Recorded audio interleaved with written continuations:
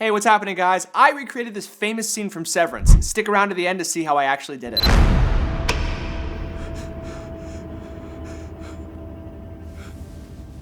Hello, Mike.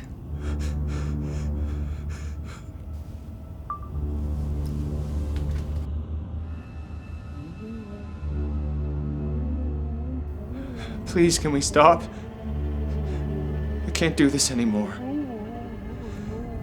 Again. How many more times? As many as it takes. But honey, I've already read it 300 times. 269. And don't call me honey. Again, please. Now. I said I'm sorry. Read it. I don't want to. No. Do. Forgive me for the harm that I have caused my girlfriend. None may atone for my actions but me. And in me shall the stain of not taking out the garbage, farting in bed, and forgetting our anniversary live on. I am thankful to have been caught. I am sorry. Sorry is all that I can be. I'm afraid you don't mean it. I do. I do. Again, please. Forgive me for the harm that I have caused my girlfriend. None may atone for my actions. Honey, I'm sorry. No paraphrasing. Again. Really?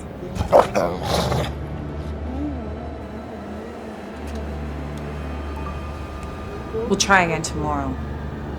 You're sleeping on the couch. Murphy, please say something. Don't look at him. Murphy, please. Murphy can't help you now. Hey, I'm Mike. I'm a filmmaker and content creator from Toronto. I usually make funny videos, but I also have a passion for cinematography. So I wanted to try and recreate some of my favorite scenes from film and TV. This week, we're gonna try Severance. Severance has become one of my favorite shows in the past 5 years. Just the way it's shot is stunning. Everything, the symmetry, the color, the vibes, it's all immaculate. I've managed to convince my lovely fiancée, Dobre, who was an incredibly talented actress, to do this video for me. And not only did we recreate this image, but we also had fun making a bit of a parody of it. My philosophy as a creator is to go shoot things. The way you get better is to just try something, right? So I don't have a gaffer, I don't have a sound person or DP, it's just me. And I just wanted to see what I could do on my own. So I hope you guys like it, let's get into it.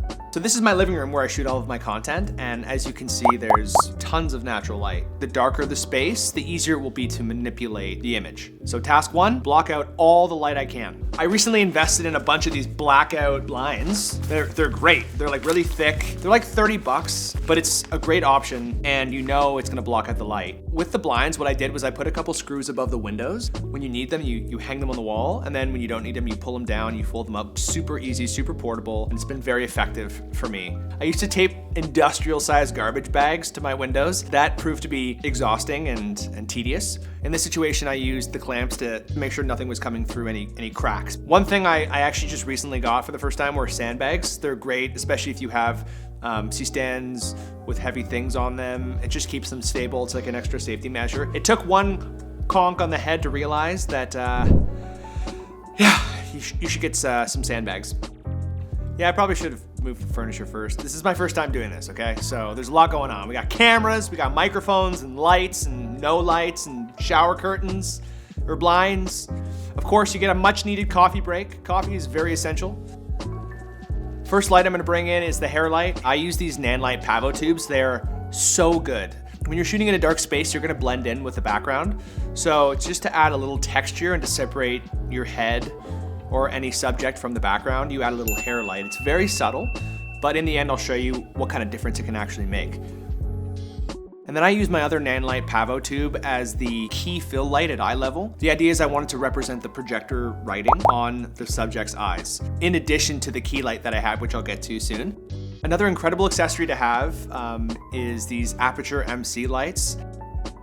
I got this travel kit. It comes with 4 of them. They're incredible. They're RGB, bi-color. They have incredible power. They come with these like little rubber diffusers too. I just sort of positioned it where I thought would be a good spot, which is slightly under where the camera will go, just to get a little bit more of that light kind of going down my chin, because like I said, the room is gonna be super dark. For this project, it's not just the visuals. We're actually shooting the scene, so we gotta put a mic somewhere. Just to be as efficient as possible, I wanted to do a 2-camera setup, so I had to put the mic in a place that I thought would be out of frame for both. And then I bring in my favorite light ever, the Aperture 300X. I think that having a bi-color light is so versatile. And the thing I love about this light is it's, you know, really powerful and it's got really cool preset effects and stuff like that, and it's aperture, so you know it's great quality. So normally you add a diffuser, but in this scene I'm using something really cool. It's an Amaran spotlight projector attachment, and I attach it on, and you can really create like these sharp lines of light, which I absolutely love. It's the coolest thing ever. I shoot with it all the time. For this one, I wanted to create the tight, sharp light of the projector going through the glass. So I took the attachment and I manipulated it so it was a very tight rectangle on the subject's eyes. Oh boy, I should have combed my hair. In this particular scene, they shoot very straight on. You can have a lot of fun with camera positioning. Angling a camera angle can effectively tell a completely different story. For example, this is so much more different than this. See what I mean? Right here, you can kind of get a glimpse of the spotlight attachment. It's really cool. It's like this very tight, bright light on my eyes, and it pops even more in the dark. Just wait, it's awesome. You gotta smile for the camera.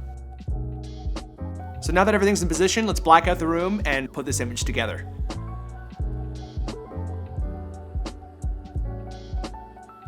So first up, the key light. As you can see, it's a very dark image and the eyes pop a lot, but we want to see more of the subject because if we have a projector with text on it, it's gonna have like light splash around the room. So that's why we added the fill light. So this light is the pavo tube, and it just gives a little bit more light spill on the subject. Next, the hair light.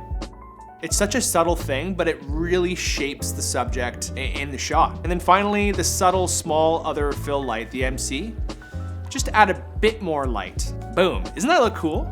It's not like cinema grade or whatever, but I love it. Look at those pretty brown eyes, huh? I don't know, I think they're nice. I'm guessing most of you probably don't have an old projector lying around. Maybe I'm dating myself, but we had these when I was in high school. So those are hard to find. So what I did was I created text on the screen in post, and then I made it glow to give it sort of that projector effect on the glass. To make the text glow, I added an effect called drop shadow. And some of the numbers that I had are 50% opacity, and the direction I had was 135 degrees, distance is 0, and softness was 10. And after I created that drop shadow effect, I copied it and then pasted it again on the same track, and then I took the softness and doubled it. And I kept doing that about 5 times until it was about 2000. And that creates this beautiful glow with the text. When you're looking right at the subject, it's straight, and I flipped it horizontally if it's Charlotte talking versus me. And then for the wides, there's a really cool effect that I figured out how to do through YouTube, which has been an incredible place to learn. So what you can do is there's an effect called Basic 3D, and you attach it onto your text. And what I did was I just played with the swivel and the distance to the image, and you can make it look like it's projected onto the wall. And that's kind of how I achieved the text. Here's the original image from the TV show, and here's mine.